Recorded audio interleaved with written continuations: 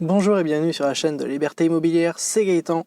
Aujourd'hui je voulais démarrer une vidéo un peu spécifique, donc qui sera peut-être découpée. Je vais voir si j'en fais qu'une ou si j'en fais plusieurs, ça va dépendre du temps que ça me prend, parce que j'aimerais pas faire trop long non plus. C'était pour vraiment vous expliquer de A à Z comment monter votre colocation étudiante pour faire ce qui rapporte le meilleur rendement, bien entendu, en dessous de la location courte durée, mais ce qui est en tout cas le plus simple pour moi, je trouve, à mettre en place, tout en ayant quelque chose qui apporte un rendement plus que correct, je trouve, pour le marché. Alors il va y avoir beaucoup d'étapes, donc si vous voulez, prenez des notes, n'hésitez pas. Je vais essayer d'être le plus clair possible et d'essayer de passer par tous les points importants, en tout cas, pour la mise en place de votre colocation. Donc on va démarrer avec cette vidéo là, on va voir si j'en fais qu'une seule, mais franchement vu le nombre de choses auxquelles il faut penser, j'en doute. Alors déjà on commence bien entendu par étudier votre quartier, étudier votre ville, savoir où vous voulez acheter un bien par rapport au budget que vous avez, par rapport aux emplacements des biens disponibles et par rapport aux facultés, aux universités, à là où vont aller les étudiants. Donc il faut vraiment savoir les endroits où vous pouvez aller. Le centre-ville reste également intéressant, mais pour un étudiant, pour moi, le principal, c'est d'être à proximité des transports en commun. Donc que ce soit bus, métro, tramway, vraiment ce qui fonctionne le plus dans votre ville. Donc moi, en l'occurrence, c'est le tramway. J'essaye de faire en sorte que mes colocations soient grand maximum on va dire à 10 minutes d'un arrêt de tramway ou qu'il y ait le bus juste à côté qui puisse amener au tramway en 1 ou 2 minutes, de sorte à ce qu'il puisse derrière aller où il a envie. Le mieux après aussi est d'avoir les facs pas très loin. J'essaye de viser à une demi-heure, 3/4 d'heure grand maximum, parce que pour les étudiants c'est mieux de les avoir à portée, mais il faut savoir aussi que plus on va être près des points d'intérêt de la ville, plus ça va être cher. Donc là ça va dépendre un peu de où vous voulez investir. Moi, je sais que je tourne entre 1/4 d'heure et 45 minutes pour mes recherches parce que c'est la zone où je peux trouver des prix intéressants pour avoir des rendements intéressants. Maintenant que vous avez défini votre zone, vous devez savoir à peu près votre budget. Pour ça, vous avez plusieurs options. La première, c'est une option en ligne où vous allez sur le site meilleurtaux.com, je crois, où vous pouvez simuler le montant de votre crédit maximum que vous pouvez avoir. Ça vous donnera ne serait-ce qu'une idée de ce que vous pouvez investir, de sorte à pouvoir savoir quel prix regarder. Alors, je ne vous dis pas qu'il faut se limiter à ça, mais en tout cas, ça vous donnera une idée de ce que vous pourrez vous faire financer. Une fois que vous avez fait ça, vous pourrez commencer à chercher. Alors, si l'option Internet ne vous plaît pas, vous avez aussi l'option de passer par votre banquier. Vous prenez tout simplement rendez-vous avec lui et vous lui posez la question et vous faites établir un petit plan de financement.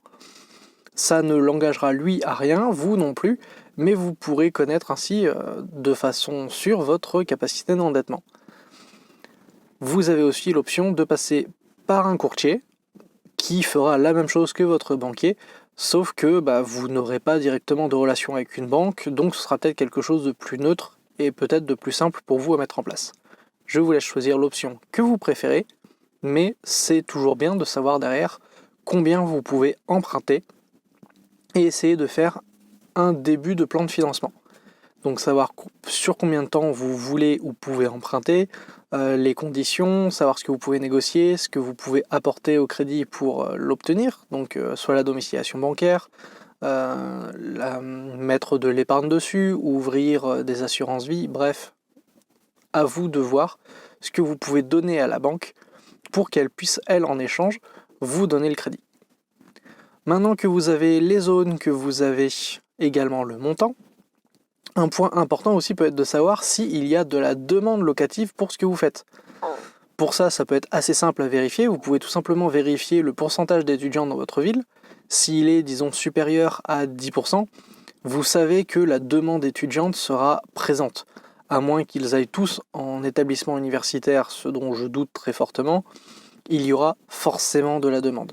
Mais si vous voulez vraiment vous en convaincre, tout ce que vous pouvez faire, c'est mettre des annonces genre sur Le Bon Coin ou la carte des colocs, Roomlala, à partager, ce genre de site. Mettre des annonces fictives, récupérer des photos et essayer de créer une annonce dans les zones que vous avez ciblées pour voir si vraiment il y a de la demande. Après, vous pourrez dire que ça a déjà été loué, bref, il est facile derrière de se dédouaner de ce genre de choses.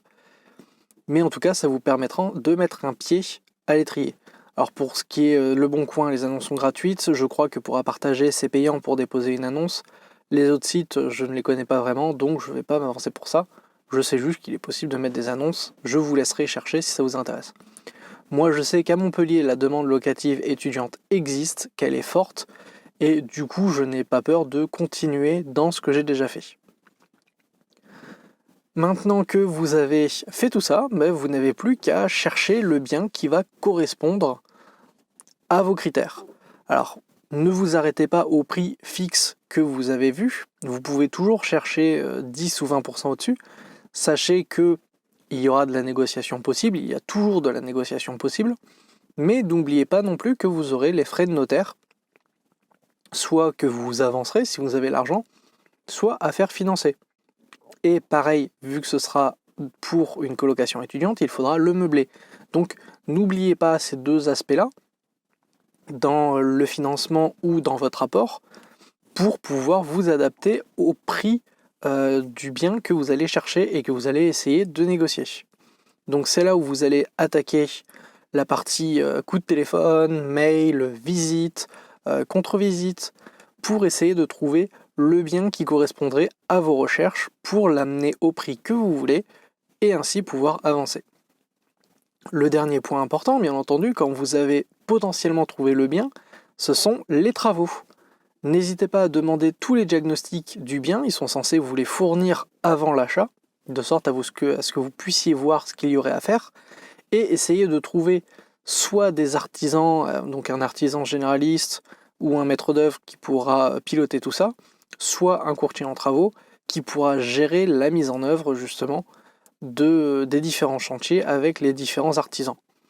Cette partie-là va vous permettre d'obtenir des devis de travaux et en vous appuyant avec ça, vous allez pouvoir négocier déjà d'une part le prix du bien en disant que vous devez faire ça comme travaux et que du coup, vu que vous êtes investisseur, certes, ce n'est pas le problème du propriétaire actuel, mais vous pouvez toujours le mettre en avant, lui faire comprendre votre problématique et que s'il n'accepte pas de baisser son prix, vous derrière, vous n'êtes pas intéressé.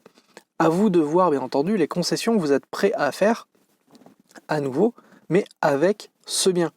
Savoir si jamais ce bien vous passe sous le nez, est-ce que ça vous dérange ou est-ce que vous voulez vraiment ce bien?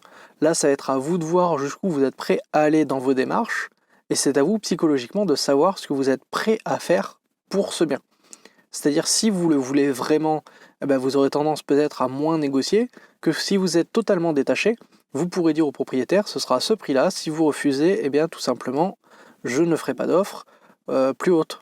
Et c'est à vous de voir, c'est à vous de voir la psychologie que vous voulez avoir et mettre par rapport au bien que vous cherchez ou que vous trouvez. Maintenant que vous avez votre bien, que vous avez trouvé le bien que vous voulez, que vous avez su proposer le prix et obtenu un prix correct, je vais vous dire à dans la prochaine vidéo parce que celle-là est déjà extrêmement longue. Donc n'hésitez pas à laisser un pouce bleu si ce début de vidéo vous a plu, un commentaire si vous avez des questions, s'il y a quelque chose qui n'a pas été clair, n'hésitez pas, j'y répondrai. Et je vous dis à très vite pour la suite de la vidéo. Allez, à ciao!